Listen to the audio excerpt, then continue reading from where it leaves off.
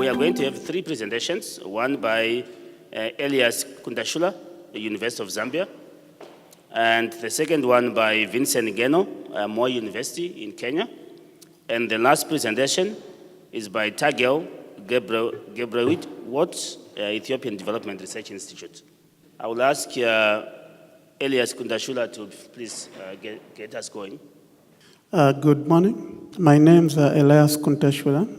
I'm going to present on a paper entitled Impact of the Farmer Input Support Policy on Agricultural Production Diversity and Dietary Diversity in Zambia.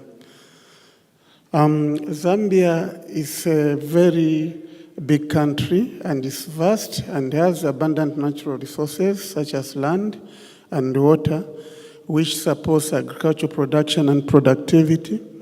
But despite this, we see that the country experiences higher levels of poverty and malnutrition. As a result, the government of the Republic of Zambia has decided to use fertilizer subsidy policy or input subsidy policy to promote food security among most of the poor-scale farmers in the country. These subsidies have been there since independence. They've come in several forms, but I think the current one is the one which is called the Farmer Input Support Program. And this is the program we are trying to evaluate. We are trying to see whether, one, it has had an effect on production diversity. Two, whether it has had an effect on household dietary diversity.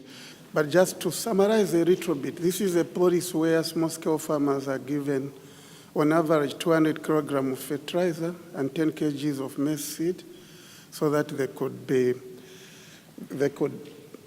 use them to produce especially maize. So we want to see whether this policy has led to the following objectives. One, whether the policy has increased farm production diversity, whether it has increased household dietary diversity, and whether, if it has increased farm production diversity, has the farm production diversity increased household dietary diversity. So we used data, cross-section data of about 7,934 farmers. Of these, about 40% were the beneficiaries of the program. And this data was collected by the Central Statistics Office and the Indawa Agricultural Policy Research Institute of Zambia. And then we did some bit of analysis. Of course, we estimated the crop count.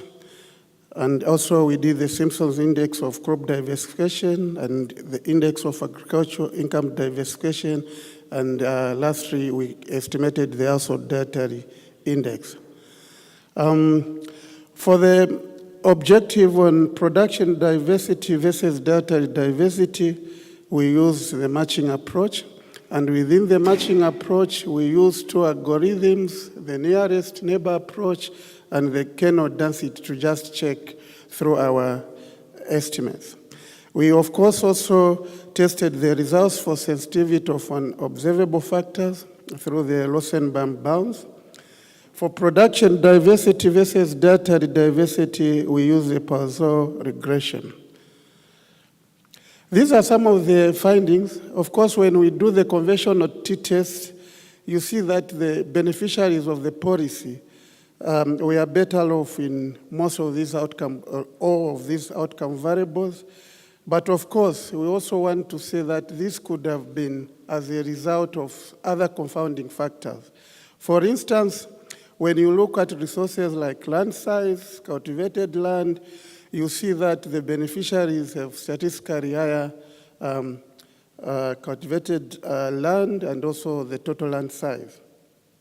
Also, when you look at the income levels from different sources, you will notice that the beneficiaries also were better off. Right? And also, when you look at the quantity of inorganic fertilizer which was being used, even if you subtract the quantities from the policy itself, which was around 200 kg, you still notice that the beneficiaries were better off in terms of this resource as well. So because of this now, it is important that you try to match the beneficiaries and the non-beneficiaries and compare the outcome variables of interest. So that's why we use the matching and the regression analysis. And after we use the matching, this is what we could get. We found that actually the policy had an effect on the crop count variable, on the index of agricultural diversification, and also on the household dietary diversity. Although it had a positive effect on the crop diversification index, we want to note that this estimate was not significant. Using the kernel matching, we got similar results. Again, the policy had positive and significant effect on the crop count, also the agricultural diversification index, and also dietary diversity. Results on the effects of the production diversity on also dietary diversity using the Poisson regression were all insignificant, showing that probably production diversity in this context doesn't really have any effect on also dietary diversity.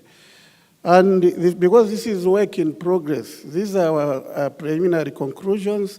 We note that the policy has promoted crop diversity and agricultural diversity among the small-scale farmers. The results also show that the policy has a direct effect on the household dietary diversity. However, we also noted that the pathway to this increased dietary diversity is not necessarily through production diversity. So because of this finding then, as a way forward, we want to see whether we can analyze the possible pathways which are affecting dietary diversity through the policy. Thank you very much.